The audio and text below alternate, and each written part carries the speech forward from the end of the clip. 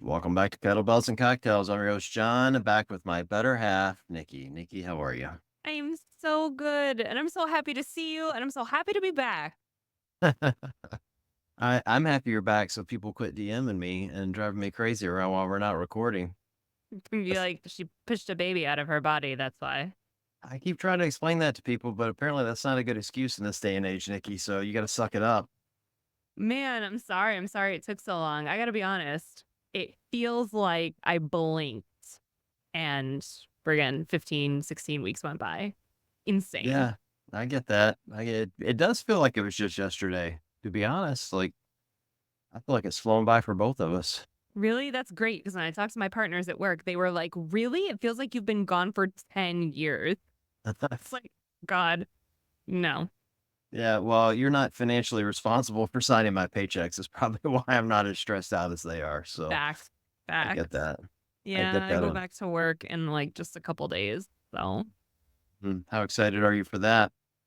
I guess not excited at all, but I'm not, like, dreading it either. I mean, it's my company that I own and run, so I've never been, like, fully unplugged from it this entire time that I've been on maternity leave, but I have, like, mainly kept away from I didn't check Slack channels for client stuff or anything like that, but I checked it for, like, our partner channels. I had a couple calls with them while I was out and had to take a call to, like, fire a client at one point. So, like, I haven't been totally removed from the whole Right. process, but I'm not super dreading going back.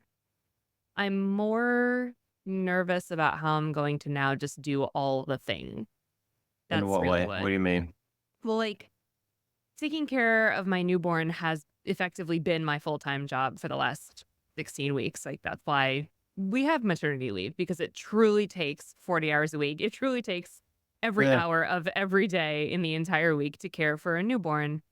And so, I'm just kind of looking at what my responsibilities are going to look like when work starts again. And I'm just going to have to somehow balance it all because my newborn I'm lucky in that I can work from home, so, he's not going to daycare immediately, which is I'm truly lucky, and I know saying that there are a lot of people that have to go back to work at 6 weeks, 10 weeks, 12 weeks, and have to put their kids in daycare immediately, so I feel really lucky that I don't have to do that, but at the same time, great, I'm gonna be working from home and caring for him all at once. right. So somehow the thing I've been spending all day, every day doing, and I'm preaching to the choir for all people who have had kids who've gone back to work, somehow the thing I've been doing all day, every day for these last few weeks, I'm now going to have to do on top of my job. So we'll see. I bet it'll go just fine for you if I had to guess, but I can imagine the mental stress of having to wade back into that is not minor. Yeah, it's a lot. I'm just really lucky again that I have the support of an amazing husband. I have my mom who's going to be extra hands a little bit here and there and some really, really solid partners and employees at my job who will allow me to like ease back in. But it's going to be a transition. Yeah, well, it always is. And by the way, it's okay to feel stressed. And, I get that you're lucky and you have a lot of support, and those are all great things, but it's okay to feel stressed even with all that. And, I mean, I love that you feel lucky, but it's okay to not feel lucky sometimes. Just remember that. Yeah, you're Like, right. It's like it's a lot. It's like a fucking lot. yeah, Just dealing with all this and it's hard to keep your head up, but you kind of have to and you know this well by the time you have your second kid, you kind of like have no choice but to be okay because you still right. care for the first kid. So, Yeah, the second kid's an entirely different dynamic. I've said that from the beginning. When Mira was a baby, we would go wherever we normally went. Like, life didn't change that much. There was like, in the really early days, which you're in now with your second, it's like you're losing sleep and you're not, there's no mhm. like real set schedule and there's, some weirdness that comes with the newness. But after that kind of 90 days are up, you're back into a routine. And we were going wherever we went before, we continued to do. The second baby is like juggling knives. I don't know why it was so wildly different for us, but I mean, 'cause you know this, like it shouldn't go without saying that, babies have different personalities. And in our case, we had or Yeah. uh, Like our first was sweet as pie and Megan was an asshole. And I say that to her all the time. She doesn't like that story, but it's true. Like she was just, like Mira never cried and Megan always did. And so we get the second one that was wildly different than the first one. We're like, what happened? Did we mess up? Did we break this one? Mhm. Can we turn it back in? Like what is going on right now? Stuff it back up there. Yeah. It's just such a different dynamic having 2 versus 1, Yeah. and especially in your case where the first one is still to some degree a baby, Yeah, for sure. It's interesting that you say that because that's probably been the most shocking part for me is like how different right? every kid is, every baby is. Because I had a little bit of the opposite experience almost where like with my first, when I had Hunter, I was like, I've talked about this before. I was like mentally unwell for about for 7-ish weeks, just with postpartum anxiety that was bananas bad. And so that limited a lot of like what we did and where we went and what routine we could come into. And with Oren, I have not had any of that, knock on wood. I've been really great mentally. So it's Right. a super blessing, and I don't really use that word, so there Yeah, you go. that's great. Um, so it's actually been easier with him. Like, we've just continued on our regular lives, and he's kind of just had to adapt. Right. With Hunter, I'd be like, "Okay, we can't go out, we can't do lunch, we can't whatever, because 'cause he's gotta be home and asleep because it's nap time or whatever." And with Oren, I'm like, "He I don't know. We got shit to do. Hunter's got something he's got to be at. Like, what, baby?" And he's adapted really well. But their personalities are completely and all the things that worked with my first that I thought I had like in the bag don't work with Right. this kid. He won't take a pacifier. Hunter will probably take his pacifier to college with him. I can't get him to drop that thing. Like the Hunter would sleep in that those swings? They look Yeah. like Oh, yeah. monstrosities in your home, but man, if your kid likes them, they're like heaven on earth. Hunter would sleep in that swing for like 3, 4 hours at a time. Orin could give 2 shits about being in it at all. He sleeps in the bassinet, swaddled like a psycho. This What? is this is the problem with babies. They're like cats, like Totally. you see the commercials and they say, "Oh, your cat will love this kitty litter," until you give it to them and then they go piss on the carpet because they don't like it. It's just and babies are exactly the same way, like, "Oh, yeah, they'll love the swing," and then you get them the swing and they could care less. But some other Totally. baby loves the swing, like, it's just Yeah. weird how that happened? It's so weird, and, like, all I knew was what I knew from my first, so I was like, "Okay, like, I have all these tricks up my sleeve. I know what he's gonna like. I know what he's gonna be like," and he is just completely different. The only similarity well, they look like twins, but the only other similarity is that they're both really chill, like, really easy. We have very little crying in this house, knock on wood. Super lucky. Not counting Matt, of course. Definitely not Yeah, counting Matt. You know the meme that's like, "I had kids so that my husband had someone to play with?" right. That's like my life, Yeah. watching him with these 2 boys. It's really fun. Well, wait till they start playing soccer and, doing all the things that little boys do together. It'll Wrestling, throwing each other off the couch. Yeah, it's already starting. Yeah. Crazy. So I'm interested, you mentioned the postpartum journey this time has been easier. Any insight why it felt easier this time than last time? Man, I don't know. Hormones are wild, right? Like that's just such a roller coaster. And I think it's probably a little bit just the cards you're dealt. Like you don't know what's going to happen inside your body with all those hormones and the crashes that happen. And it can be different every time. And you just kind of have that the way you're dealt that. And it is what it is. And on the other hand, I think part of it is a little bit of a mental game, some like mind over matter shit where, like I said, you kind of have to be okay because you have this other kid that you need to be there for. And I think a lot of my anxiety, probably the first time around, came with the unknown of what the hell was going on. I mean, you really feel like your life has just been completely flipped upside down the very first time you have a kid. Yeah, Like I for sure. remember, I remember walking into the grocery store like a day or two after we had Hunter to pick up whatever groceries, normal everyday stuff. Right. And everyone in the grocery store was also just picking up their normal everyday groceries, like nothing had happened. And I looked around the store like, none of you people know what just happened. Right. changed. How are you out here grocery shopping? This is crazy. I just got be. Right. And like this time I came home from the hospital and I was so excited to see Hunter because I'd never been away from him and we were away for 2 days or 2 nights, 3 days, whatever. And like I got home, he got home, we got acquainted with the baby. I nursed the baby and I immediately took Hunter down the street for ice cream because I wanted like 20 minutes of one-on-one time with him. I was like in a full on in a diaper, like Right. bleeding, leaking, everything, carrying like you're not supposed to like do a lot of physical activity. I'm like Right. carrying my 30-pound toddler around the parking lot, swinging him because I was so happy to see him. Like I just adapted much better this time around, I think, because I had something else that I needed normalcy for. And there was a lot less of a lot less of the nerves around not knowing what the hell was going to go on. I was like, I know what I'm doing this time. I I wondered how much of that would offset the hormone piece. Like Yeah. I, we've talked about it on here before that, when you had Hunter, I felt like that could be something that could come up for you because it comes up for a lot Hmm. of women and, it Yeah. came up for my ex-wife. But I wondered with this one, if because you have had such a successful time with Hunter as a young baby and his journey's been so much fun for you, if this would be better mentally because, at this point, you can do this, like you've done it well, and so was just really interested to see how this would shake out. So I've been very happy that, you haven't had a lot of those same problems. So that's great. Yeah. Same. I feel like I kept waiting for the shoe to drop, kind of. Like we were, and you know what? What partially helped it is I had like a little bit of a redemptive birth, if you want to call it that. Like Right. so much went wrong the first time and it was like wicked traumatic.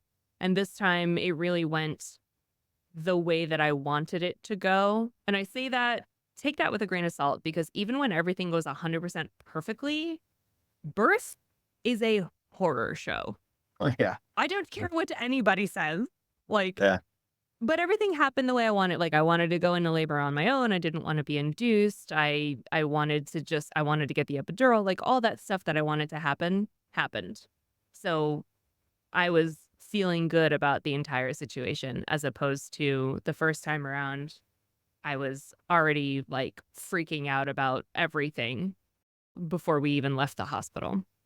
My anxiety was already kicking up. So we kind of kept waiting. Like we were like in the hospital waiting to be discharged. And Matt was like, "You feeling good?" And I was like, "Yeah, good." And we would like get home the first couple of weeks and just be sitting on the couch. And I'd be like, "Yeah." He'd be like, "Sh-" and like we were just kind of like waiting for something to kick in. And it never really did.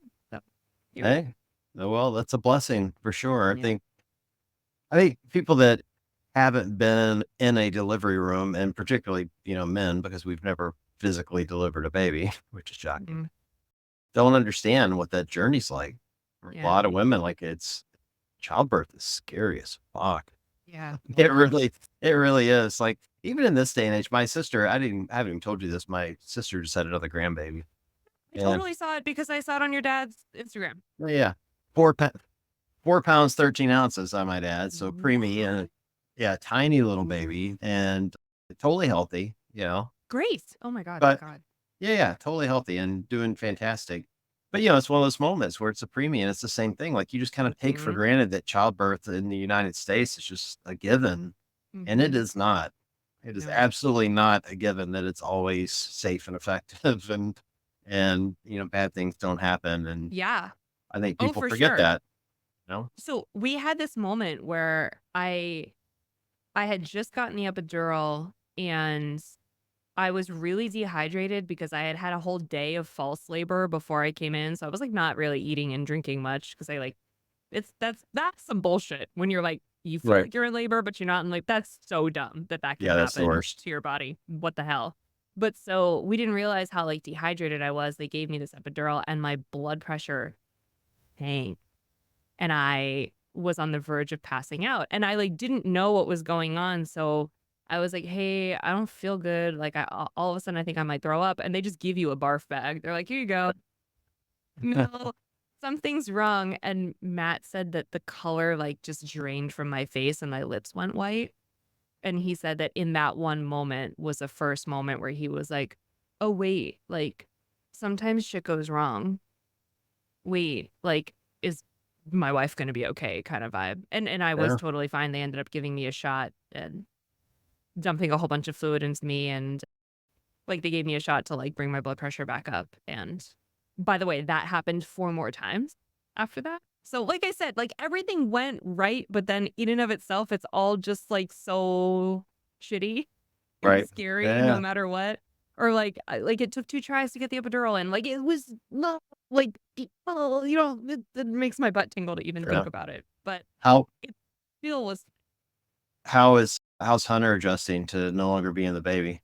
he's truly like he's like an angel baby, honestly. He's the best big brother. He's never once been jealous or upset, or he's never been like, "No, mama, like put the baby down because I want you to do whatever." Like he's the fucking best. I don't understand it. I don't understand how I'm so lucky. Well, they're not sharing toys yet, so give it a year and give it a year. And the first time Oren grabs Hunter's Batman, you're Yeah, gonna have right? there's gonna be problems. That's Yeah, how. no, you're right. But right now he's asking me like when baby Oren is bigger, can we have bunk beds? Like when baby Oren is grows up, can he run with me? Like all this stuff he keeps asking me. It's very cute. That's cute. Well, Yeah. that's good. Well, it's exciting that he's assimilated quickly. A lot of kids don't do that. So, I know. I was terrified. Oh my God. well, I was terrified of that, and I was terrified of not loving my new baby. oh, why would you not love your new baby? I didn't know if I had enough. I love my first son so fiercely that I was like, how will I ever love anything else again in this world? Yeah, it's a Yeah. weird thing to be able to love two equally and Hmm. to immediately love them equally. Yeah. It is a very weird dynamic. It's like words don't actually do it justice, Yeah. you know? But I was like, but what if I don't? Right. See? Really, what if it's just me and I'm the weird one? You all love all your kids, so what if I don't like this one? Well, for the record, not everyone does. So it isn't, Yeah. it's not universal. I don't want to make it sound universal. I know people that don't love all their kids. Ouch. Oh, yes. Yes. I mean, at this point they're adult kids, I was and gonna say, like, as they grow into shitheads. yeah, I mean, Yeah. it's easy to, I guess, to unlove someone if they treat you bad enough, but even if it's your Mm-hmm. kid, but yeah, I get your point. Like it's hard to imagine before you have the second one that you could ever love the second one as much as the first one, and then you do, and you're like, okay, that's weird. Yeah. It's just feels weird. Yeah. You know, It's bizarre. It is bizarre. But no, everything's been great. I mean, sleep is elusive. There's that. You forget truly how much you can do on such little sleep. well, I'm getting your share for whatever that's worth. I'm getting your share. So God, yeah, you're welcome. great. Are you sleeping like 16 hours a night? I'm trying to. I'm trying to Ooh. this day. I'm trying to get as much as I can for whatever that's worth. I'm just trying to get my life together. I feel like you've Yes. missed everything. You've been gone for so long now. Like, I made it all the way through semis without you, and now the games No. are coming up, and now we're back in the swing of it. It's like we've missed a whole season here I somehow. know. And can I tell you something? Mhm. I On this maternity leave, I really have stepped back from everything, right? Like I wasn't working, we weren't podcasting, I haven't been coaching at the gym. I also haven't been paying as much attention to like social media and the CrossFit drama and all the stuff that we usually like watch pretty closely just because this is it's the thing. It's the hobby that we love. Like of course we're gonna follow Good. every aspect of it. And it has been us paying attention to any of that shit. It has been I guess it made me realize how little I care about the drama in general. Like I love the sport, I love the methodology, I love our people, but the drama, I'm good to let it go. Yeah. I really am. It's so funny that you word it that way because I actually prepared for tonight. If you can believe that. I've been trying to. Yeah, no, I had questions for you, and I think Oh, that was question number three. Really, and you good. always, yeah, you framed it exactly how I set up the question too. Mike, here was the question: Okay. How did you like getting away from all the CrossFit drama? And then you just straight up I there. loved it. And you know what else? This is kind of interesting. This is the first time. in a decade that I didn't do semis.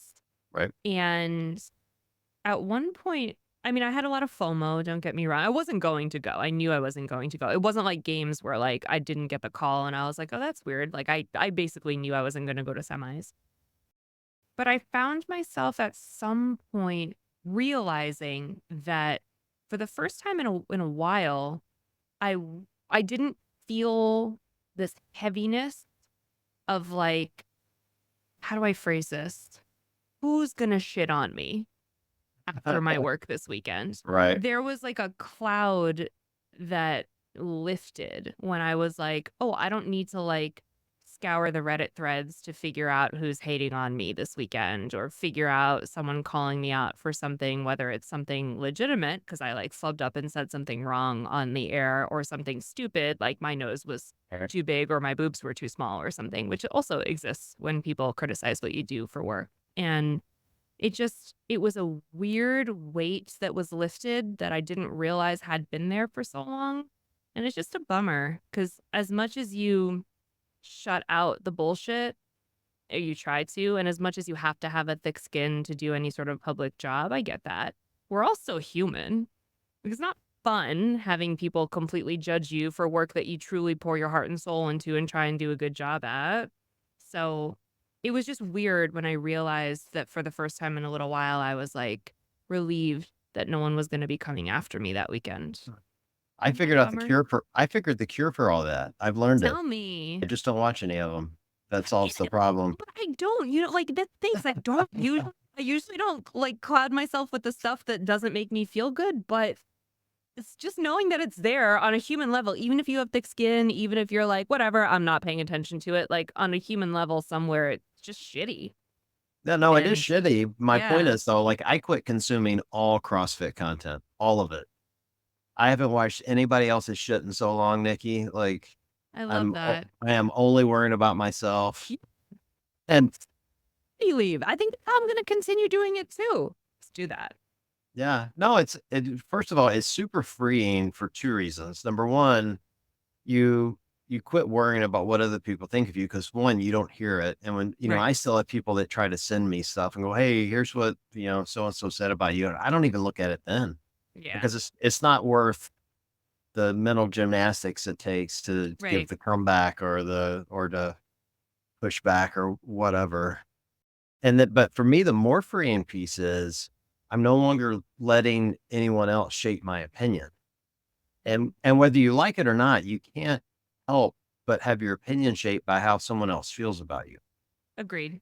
Like you'll often take like and I'm only speaking for myself, but I'm sure there are plenty of others that this happens to. When someone says something nasty about you, the inclination is to immediately take whatever the opposite position is because that person in your mind is an asshole.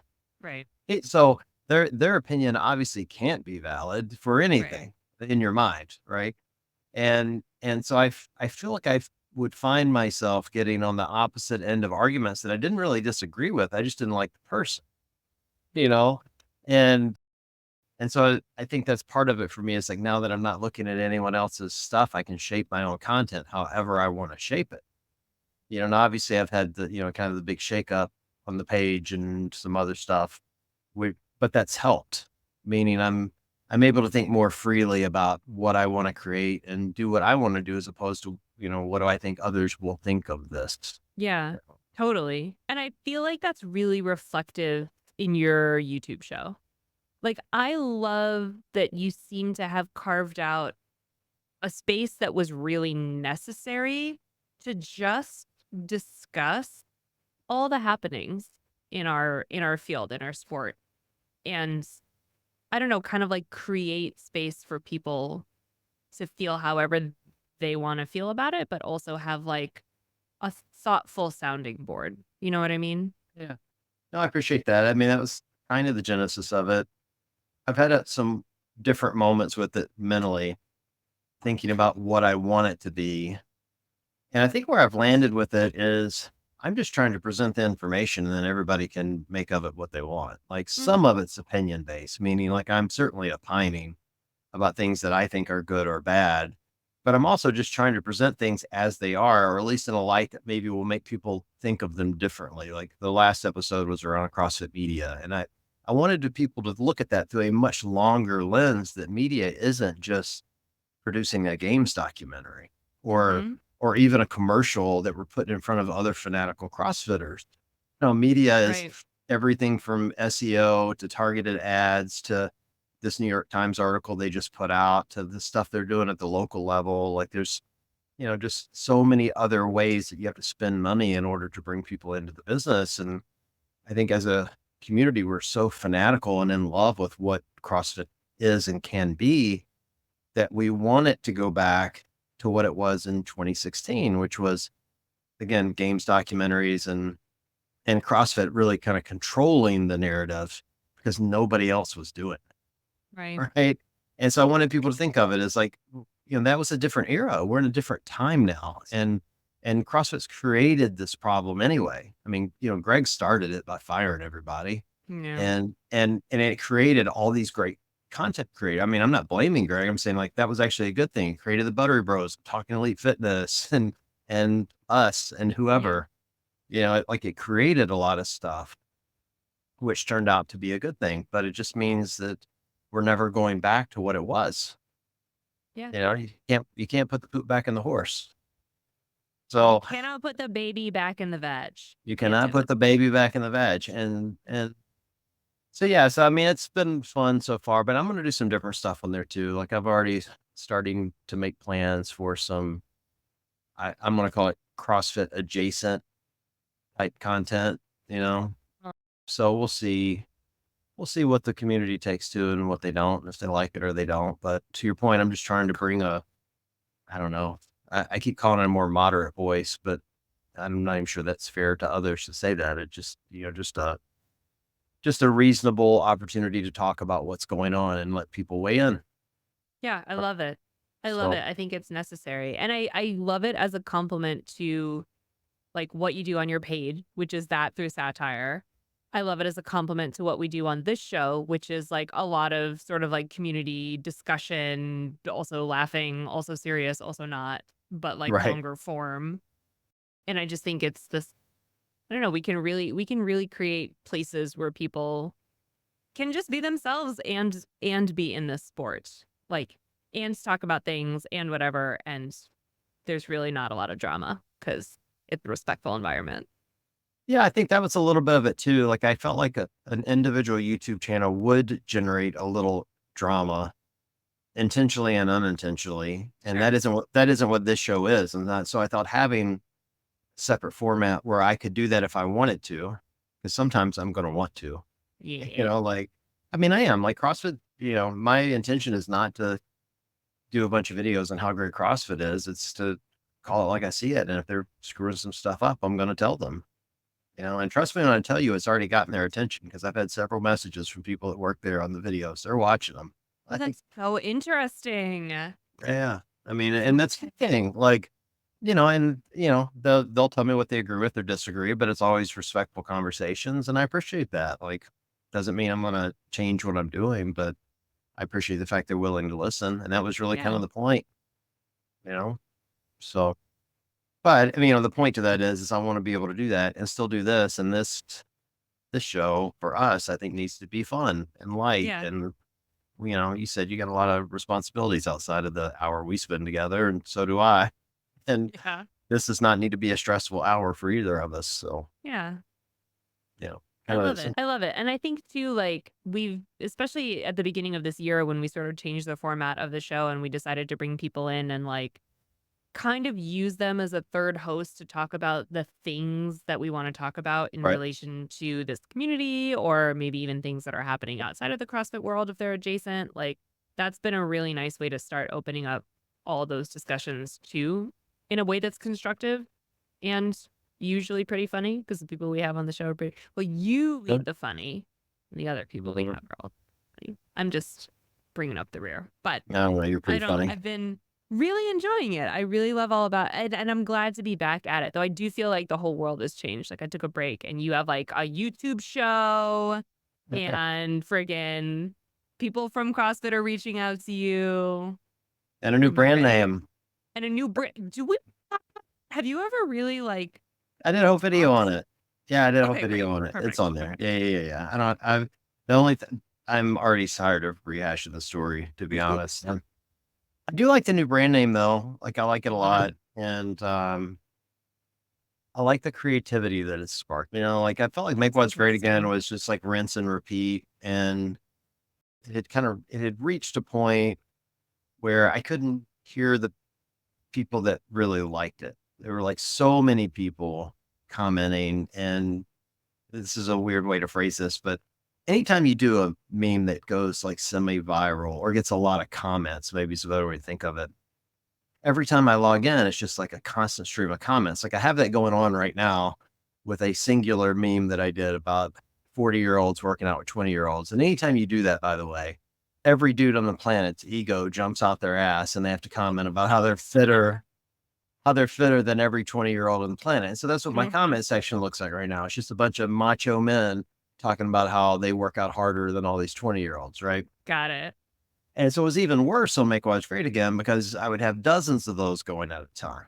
Right. And so I could never see, so when people try to reach you through the comment section, I would often, if not always, miss them. And so I've really enjoyed this kind of smaller format of actually being able to see the comments coming through and connecting with the people that are following. And bluntly, like, the people that are following want to be there. Yeah. And that's a huge difference for me. Like, before, I mean, the numbers are far different now, but before I was gaining 10 to 15,000 followers a month on Make What's Great Again, but I would lose 5 to 7,000 of those a month. And so now I'm gaining, I don't know, we'll call it 3,000 a month, but I'm losing virtually none. Right. So it's a much better experience for me because the people that are there want to be there. I And think they're that's awesome. yeah, and they're commenting and DMing, and it's just I like the smaller, more intimate Yeah. community that I can connect to, and I get better answers from them, and it gives me better ideas for videos and for this show, and it's forcing me to think differently, and I Yeah. like that. So, I get exactly where you're coming from. Is I've always felt that way. I have a very small following, quote unquote, if you want to call it that, in comparison to like what you had, what you currently have, what a lot of other people in our space have. But everyone that follows me and interacts with me, especially on Instagram, legitimately wants to be there. And I right, have like a whole host of who I feel like are internet friends who I right, know I've never met them in real life or really spoken to them outside of a keyboard, but I really feel connected to them because we're talking about CrossFit things, life things, mom things, a lot of smutty book things, right, especially recently. yes, The book conversations I'm having in my DMs are giving me life, truly. But it's like these, you know, I can post about my life and they don't run. That's what always would happen if I worked an event. I'd get like a shitload of new followers because people would be like, "Oh, maybe she's going to post like behind the scenes stuff or more athlete stuff or more videos from the event." And that's true, and I do. But then I'd like post a picture of my husband and lose a bazillion followers. right, People were like, "Oh, I wanted to follow her at the event, but I don't really give a shit about her life," which is fair. I'm sure, not, no shade, but for the people who stick around and continue to interact with me, those are like people who legitimately want to see what you've got going on. So right. I really like that too. And now they're all engaged in fairy porn, which is Yes, great for you, all I of them. guess. Number of people who have said that they've started reading X, Y, or Z because I posted about it, and I was just like, "Welcome, Welcome to my smut. welcome to my smut." I'm almost done. Only people who read this stuff will understand what I'm about to say, but I'm almost done with the Throne of Glass series, and it's like a 7 or 8 book series. It's a freaking journey. Right. So, I I'm about to, like, wrap that all up today or tomorrow, and it's gonna be tough. It's gonna be tough kinda giving up that world. But You'll find more fantasy smut somewhere, I'm sure of it. Just oh ask my Danny, god. she's always reading that shit. She'll So, send you it know to what? you. She did. She sent me a whole list, and so next, I'm gonna read this book called Manacled, which, whew, people have real big feelings about it, either for or against. It's either, like, the most amazing epic story that they've ever read, or it's, like, traumatizing, ridiculous. Why would anybody ever put themselves through reading this?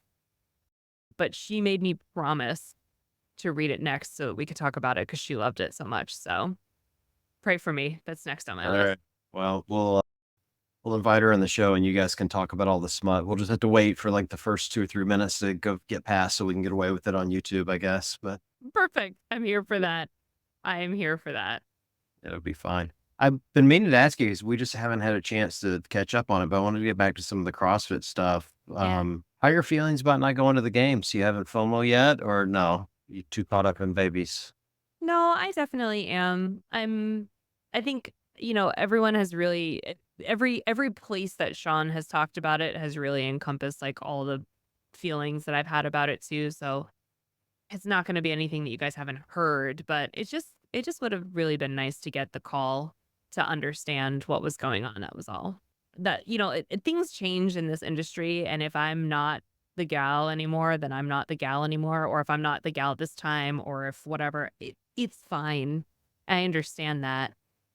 It just would have really been nice to hear, "Hey, look, we don't need you this year," because you don't know what you don't know, and I have never ever assumed I was going to games, and anyone can tell you a lot of people will message me ahead of time and be like, "Am I gonna see you here?" And I'm like, "No." I don't like to say until my plane ticket is booked because I've seen crazier things happen with staffing these events in the past over the last decade.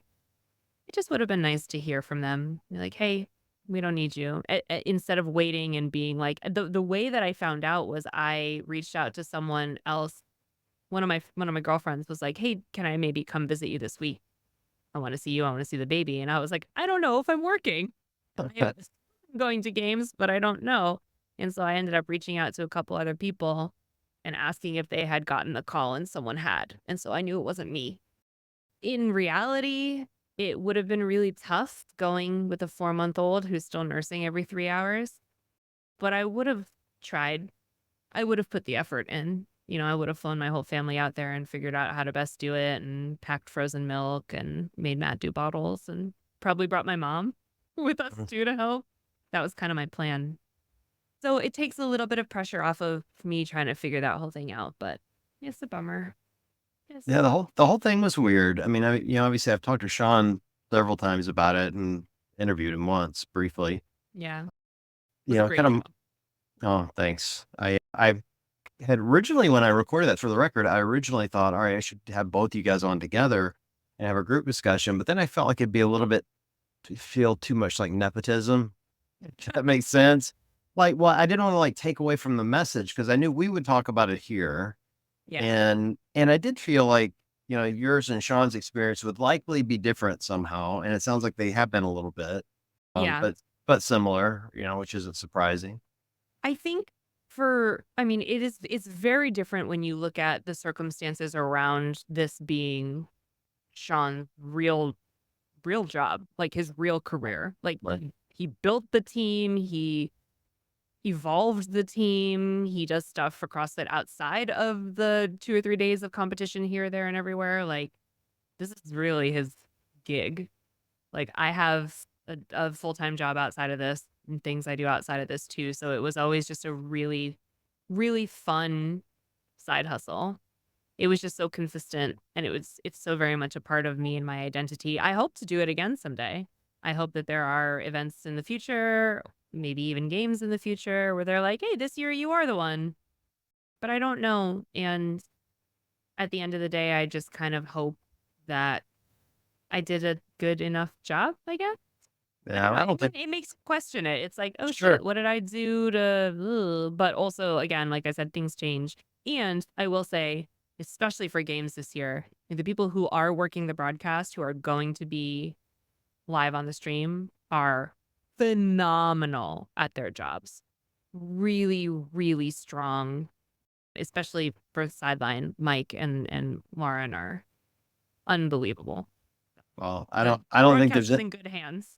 I don't think there's anyone that questions whether you did a great job or not, Nikki. We all know you did. Thanks. And same for Sean. I think the entire situation has just been weird for the community and, very clearly for you guys, just from the messaging. I mean, obviously we heard from Sean and you and, how the communication came down. And it sounds like even those that got chosen found out in a weird way. So that's Yeah. just very bizarre to me for an organization of this size to, and with this much experience under their belt from a media standpoint, to not have that more buttoned up. That part was weird. And Yeah. then, in Sean's experience, the weirdest part for me, and he has not made a big deal of this, and kudos to him because he's just a freaking gentleman. I'd be shot into the hills. He had the same experience you did where, they didn't really let him know. And then on Dave's weekend review, Dave straight up said, "Oh, we're still planning to work with Sean."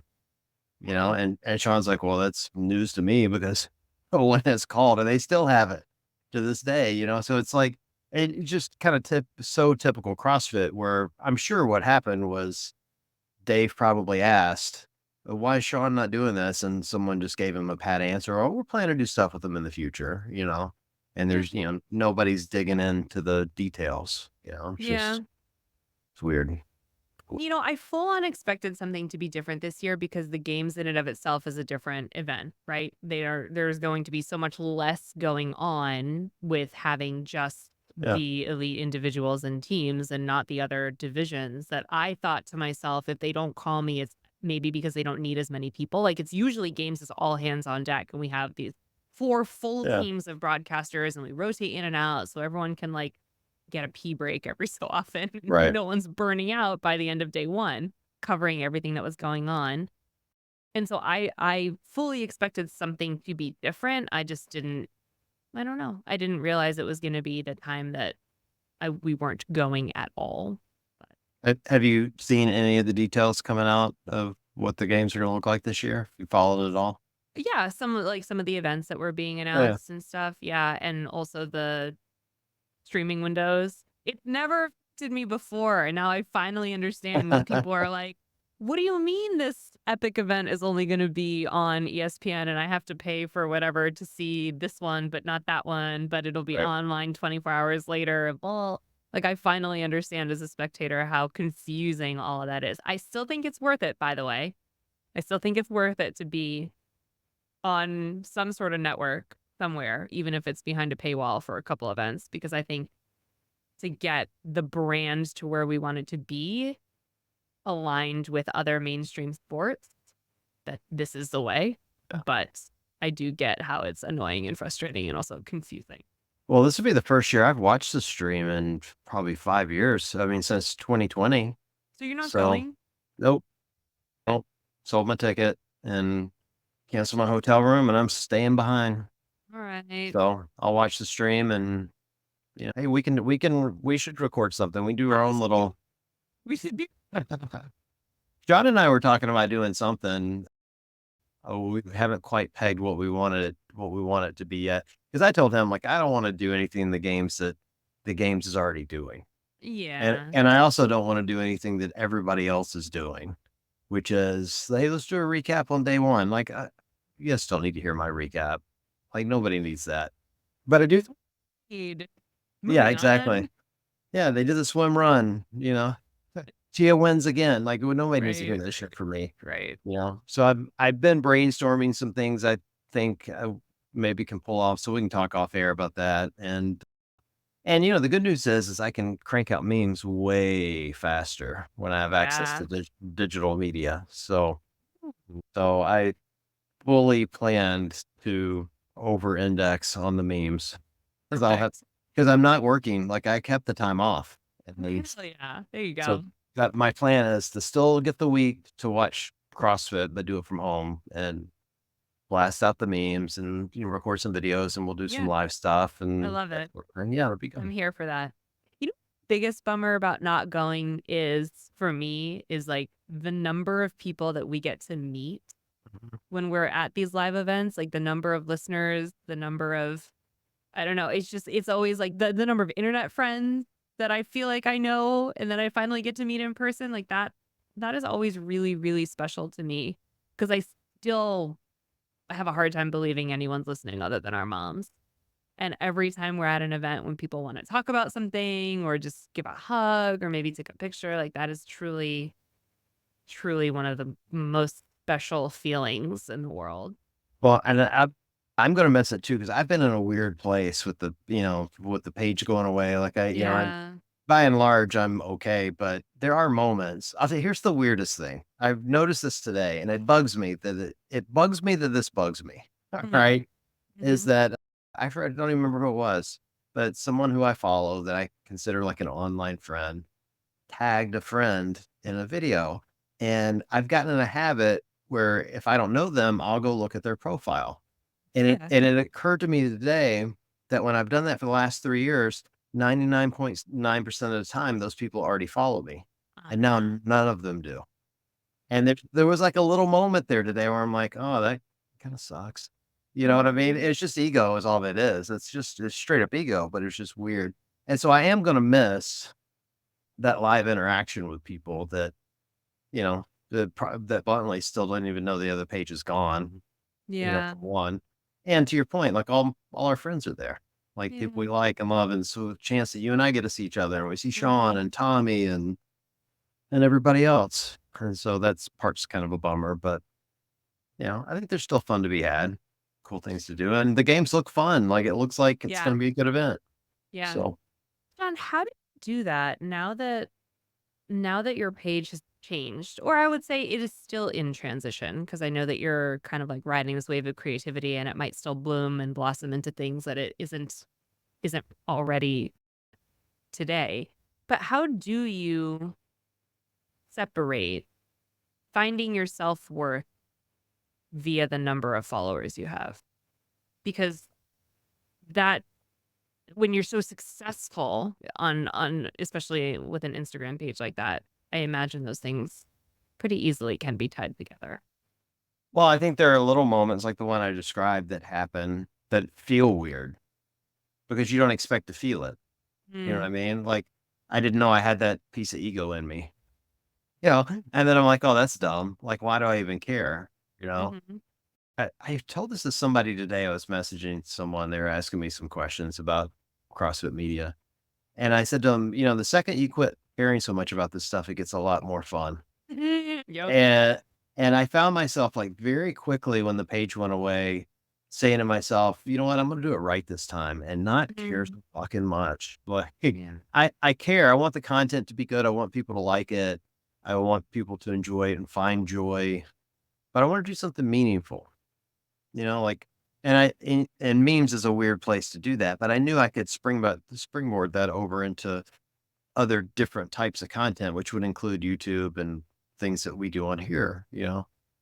And I'm like, I don't know, I'm just gonna not care so much about, is this gonna get a million views or 50 views, mhm, like and before I would time when the posts were going out and exactly what order they would go in. And like, I was kind of laughing at myself today. Like, I just forgot to post for about 4 hours. Like, didn't even think about it. And when I went to post, I'm like, I don't even know what I'm going to post. Like, I'm not prepared in any capacity to put anything mm, out into the world. And I like that. Like, I like that not having that feeling like I have to be on schedule and continue to build. Like if it happens, it happens. If people like it, they like it. If they don't, well, I'm laughing at it. So I guess that's enough. You know, and the good news is people seem to still like it. They like the new brand. I think I'm getting great feedback on the YouTube channel. I'm sure there's some people who don't like it, but they're not telling me, which is fine by me. mhm. Like they're Imagine not. if the whole world were like that. Ye Yeah. Well, I mean, look, I don't mind people giving me criticism. Like that part actually doesn't bother me. It's Yep, just like to your point earlier, it's like when you put hard work into someone and then someone shits on the work itself, then that feels weird. But yep, mostly I think the feedback has been really good and it's come from some weird places. So that's even better. mhm. Like Fakowski messaged me and like we're not buddies. You know what I mean? Like We're not friends. well, we're not enemies, but like I love Fikowski. Like I love that He's the dude. best. Yeah, I think he's funny and clever and he's brilliant and he's fantastic CrossFitter. Like there's nothing Mhm. bad I can say about the guy. But like we don't swap messages. Right, right, right. Like like I have people like I would call like Danny or Emily Roth like as an example, someone I swap messages with. Sure. pretty routinely. And I'm not saying that like to brag. It's just like those are athletes I know well. I don't know Brent like really like that. And he just sent me a random DM and just said, "Hey, just wanted to let you know I'm really loving your channel." And then we did swap messages for about 15 minutes and he gave me some really good feedback, That's awesome. and not like kissing my ass feedback, like told me things that either confirmed something that I wanted to work that was working or gave me some ideas to change some stuff. And that's what I'm loving about it. It's just like it's sparking me to think differently about what I'm creating and saying and putting in front of people and what's important and I'm learning stuff. Like here's one that I shouldn't say out loud, but I'm learning our community doesn't give a rat's ass about adaptive athletes because I've done 2 posts on Really? it. Yeah, I've done 2 posts on it and no one gives a shit. And maybe my Huh. posts are bad, but I get the sense from the people in the comments that they don't care. Right? And Really? that's okay. Like it's a sport people don't want to watch. Doesn't mean I'm going to quit covering it. It just means I have to think differently about what I'm presenting.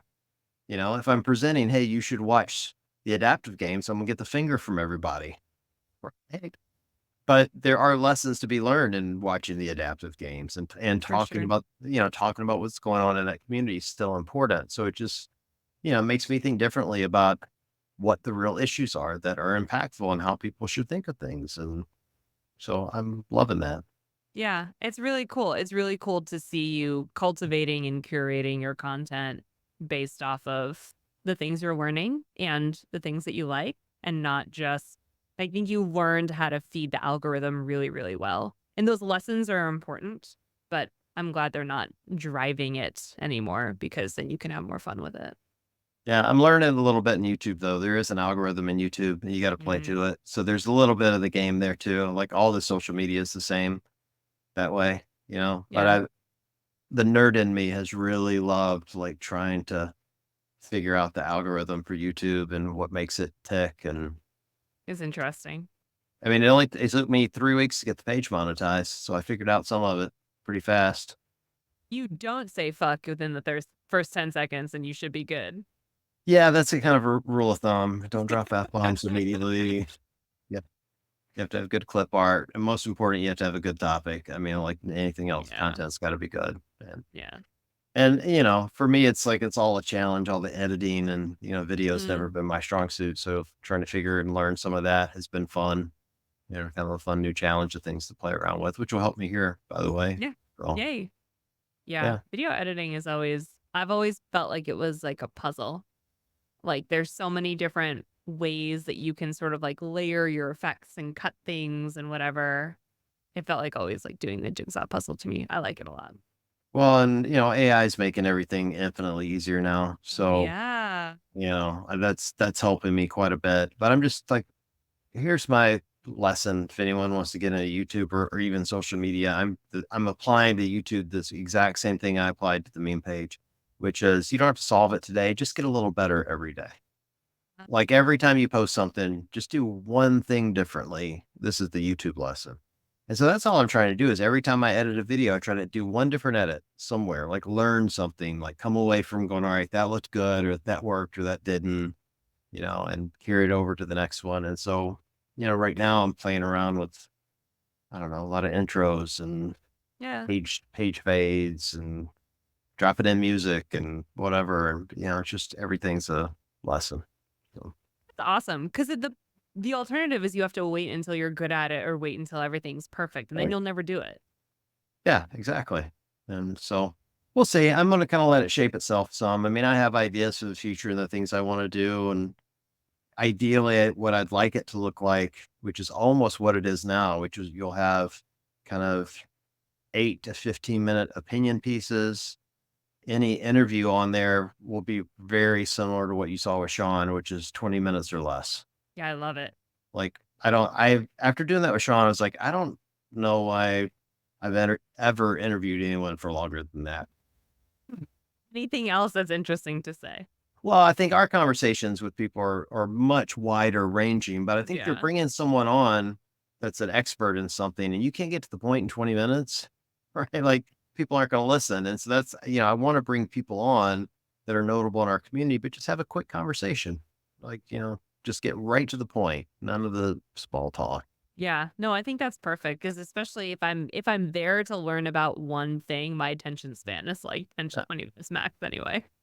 I feel like for us, or at least for me, like when I put on a podcast that isn't us, because I don't listen to our own yeah, show, it's usually when I'm driving or when I'm like doing chores around the house or something. And I want like a longer, more drawn out, like I yeah. want to hear from my people and I want to like noodle on this topic and totally nerd out about whatever. And I think having a different format for the YouTube show really kind of like fits into where Yeah. people's attention span is for that kind of stuff. Yeah, I hope so. I mean, again, we'll see. I mostly just want it to make people happy. If they like it, I'll continue doing it. If people don't like it anymore, I'll quit doing it. Like, that's the whole point. Kind of to answer your earlier question, I think once I just quit taking all this so seriously, it became so much more fun for me. And Yeah. that's how I'm keeping the whole ego, how many followers you have kind of mindset in check. It's just have fun with it. And if it works, it Yeah. works. If it doesn't, who gives a shit? It's not real life anyway. Yeah, that's true. You It's know? just internet life. Yeah. Way more important things than memes, although it doesn't always seem that way. I understand where you're coming from. I want extra credit for not doing a single Trump meme in the last week. I don't know Like, how, especially with everything that's been going on. Kudos to you. it's been difficult. Actually, I'll tell you how. I mean, because the shooting was not that far from here, and Oh, right. Yeah. the fireman passed away or died in the Mhm. shooting, and I looked him up, and his daughter, who did a post on him, had photos at CrossFit Mentality where I used to train with Scott and the twins. I had a photo with Scott and the twins, and I'm like, so his daughter's a CrossFitter to some degree. Mhm. And I was like, that's all it took for me. I'm like, I'm not going near this. Somebody died. It's not worth it, Yeah. Yeah. you That, know. that's probably a good call. But there were some great images that came out, and that's why it was so hard because, like, man, great images are still great images, you know. But oh well, You know what? You add those to the list of the memes that you text me when you're like, I can't post this, but you need to I see know. it. And I will validate your creativity. And I need to create a burner. I should create a burner account. Right. Oh my God, Yes. for inappropriate CrossFit memes. Yeah. It'd have like 6 followers. It'd just be you, Sean, Tommy, Lauren, probably Jason Mm-hmm. Grubb, Mm-hmm. Joe. That'd be about it. It'd A be like private account. yeah, it'd be like 8 people and it just me posting the weirdest shit. You guys at some point you'd all just disavow me completely. John, you cannot put this on the internet. Yeah. Oh my Fair. God. Well, I would Uh, follow. well, I'm glad you're back, Nikki. Everyone's Me missed you. too. I've missed everyone, really. It was a really lovely break, but I feel like when I texted you this past week and I was like, Patty, let's do it.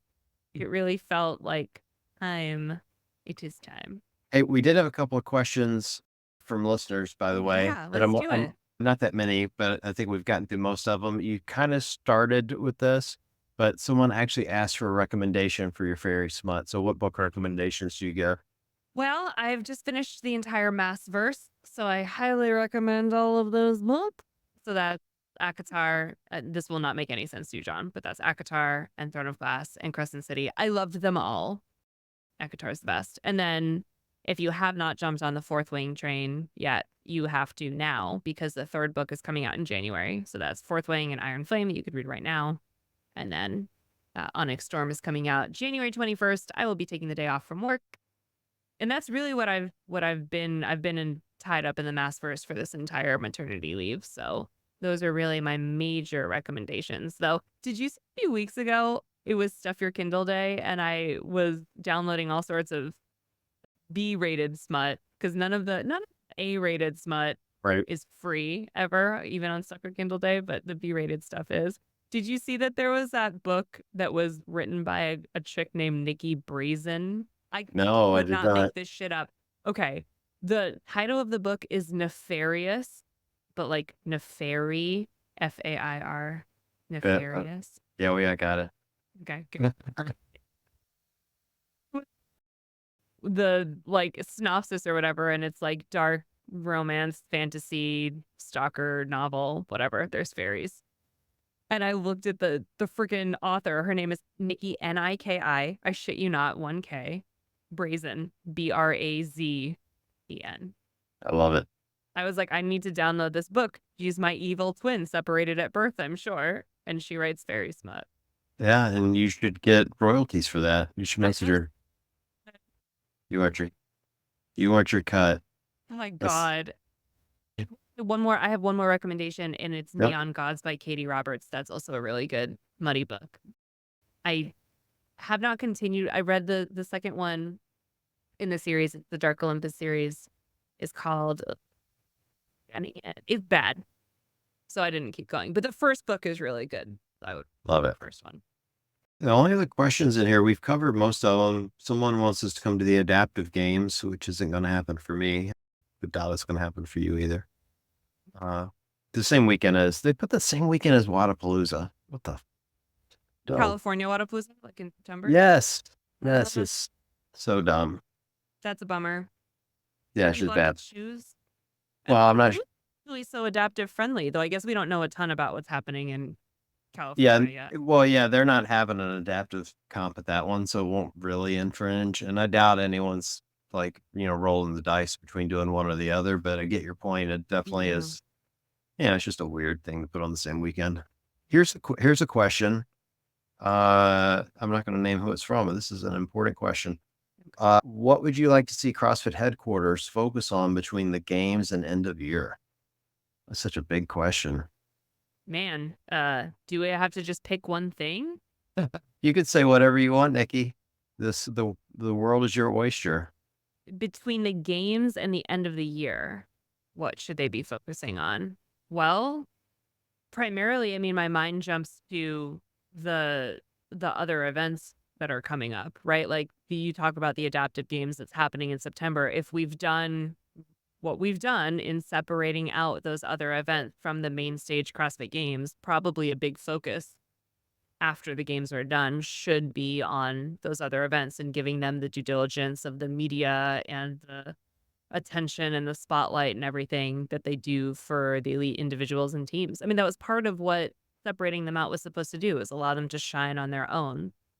So it would be great if a lot could be focused on them. It's Yeah, kind it's of where not my gonna mind jumps first. Yes. not gonna happen. Not gonna happen. I don't know. It might. I mean, yeah, it might. I don't know. Teams and masters are on the same weekend. The adapters are competing against Wadapalooza. It's just a weird setup. I think if for me, what I'd like to see them focus on for the remainder of the year, once they get past those games, I'm just going to go under the assumption that everything's going to go great. Right. I mean, maybe it won't, but they should. Legends is great. Will Watt's great. Yeah. Hit's great. Like all three of those events are well run. So there's no reason to believe they won't. Yeah. Right. So once we get past that, I'd love to see them spend a little more time really organizing the way they communicate to the community itself. Like I give them huge props for, as an example, they have the affiliate town hall, right? Yeah, And they yeah. invite all affiliate owners to come on there. But the big miss there is you have, I don't know how many dozens, I'll just call it dozens of creators in the space that don't have access to that. Why would you not open it up to them? So if we wanted to come on and observe and then talk about it on our podcast, we could. Right. And the reason why I think you would want to open it up to creators or to others is I think putting the onus on the affiliate owners to disseminate that information is a big ask. Those guys, you know what I mean? Like, I'm just struggling to buy into the fact that like the things that affiliate owners are concerned with, they're not taking that stuff out to the gym. They're busy. You know what I mean? They're trying to help their coaches and run the classes and do everything else. And bluntly, most of the average person in the community doesn't give a shit anyway. But there is some valuable information that comes out of those. It would be nice if the creators could get their hands on it and talk about it. That's all. Yeah. So I just think it's one more piece of communication that they could put in place. I do think, and I think they need to open up more to more creators in the space. Like open their platform up to them. They're just not using it. You know what I mean? Like When you say that, do you mean like more co-posting, more. Yeah, yeah, yeah. So, like, if we had Don following here, why would that not be played on the CrossFit YouTube channel Right. at the exact same time? And forget us, like, if he goes on anyone else's show, they should do that. They have, you know, I don't know, a couple million on the CrossFit Games page, a couple million on the CrossFit page, and 3 million on Facebook. Like, when we go to log in here, it asks me if I want to stream to all those places. They could do the same thing. Yeah, yeah, They, sure. and now all of a sudden you're taking, some of these creators that are just starting and putting them on your platform and you're helping create them. I just think that's a great experience for everyone, Yeah, but yeah, so I just think looking at how they've communicated to the community at large differently would be a good move and yeah. helping people really understand what's going on. And outside of that, I think you gotta, it's hard to believe we're already probably this far, but once the games are over, you're thinking about the open again. Hey, you what know? this truly is, and to give you kind of like a really nerdy answer too, like the end of the year and the beginning of the next year is sort of like prime time when it comes to gym memberships and people trying to, kind of get their life together and New Year's resolutions and all that really hokey stuff that if you're not into it, that's fine. But a lot of people are. And I feel like in the fall and the winter, doing a lot of legwork in the marketing efforts to get people who are not just low hanging fruit, but people who may be looking for the opportunity to make a change in their lives in the coming months, getting them into the top of our communications funnel via maybe paid ads or paid media or whatever is out there, that by the time more of those thoughts are front of mind, they've already been seeing our messages on a repeating basis and sort of the journey of our messages. Because for people who are not, already going to High Rocks and you want to bring them over to CrossFit, or already going to Orange Theory and you want to bring them over to CrossFit, for people who have no idea where to start on their fitness journey, their initial message from us needs to be, it can't be like, these are cross. Right. Like, it needs to be like, "Hey, we can help you change your life." And then they need to self-select themselves into our funnel somehow by clicking on our thing or viewing 3 seconds of our video or whatever it may be. There's all sorts of algorithms depending on what platform you're on, so that we can retarget them and hit them with advancing messages eventually down the funnel where we're like, "Hey, remember us? Like, we told you could change your life. You can do it with burpees." What's the next? And they're like, if they're still into it, then the next one they'll be like, there's an affiliate near you. You should probably try it. Or like, here's how so and so did on their weight loss journey. Or here's how so and so does CrossFit and now can play with their kids, even though she's a grandma. Like, whatever it is, we got to get those people in early enough that by the time they're actually figuring out what gym membership to sign up for on January 1st, they're familiar enough with us that it's a brainer. Yeah. Probably a good nerdy answer for you. No, I don't think it's nerdy at all, and I think it goes for me, it goes back to the communication thing, like, they need to build raving fans, and somehow we've Mhm. lost that. Like, I think back to when I started and what CrossFit looked like in, between 2012 and 2016. I understand that people found CrossFit sometimes through the games, but I think in those days, you more often found out about CrossFit because someone said to you, "Hey, have you heard of CrossFit?" Right? Right. Like any of us that were doing it, we were like evangelists. Like everywhere we Yeah. went, we're preaching the gospel, like Greg Glassman, trying to get people to come over. And now the CrossFit name brand is so synonymous with just fitness in general. It's just part of the at least here in America, it's part of the American lexicon almost. Like you see it in Family Guy cartoons now Right, right, right. and that sort of thing, which you never did before. So it used to be kind of an underground cult, and now it's far more mainstream. It's the nicest way to put it. And so I think they do need to figure out somehow between communicating better to the community, getting people excited about the open, bringing in new people. Like, how do you build a new legion of super fans Yeah, that want to go out and tell the world that they do this? yeah, And some of that's you've got to spend some time preaching to the choir a little bit, get them fired yeah, up, but you have to bring people in fired up too, and so you have to have yeah, a pretty good external media strategy. So I think there's a lot of, you know, a lot they need yeah. to do between now and then that I know they're working on, but it's a big task. Yeah, and there has to be that multi-pronged approach. Sorry, I could do a whole 'nother hour on this, Hmm. but there has to be because you're gonna get different people interested. There are going to be people who see us on ESPN who are like, "That's badass, I wanna do it." And that in and of itself is a massive marketing tool.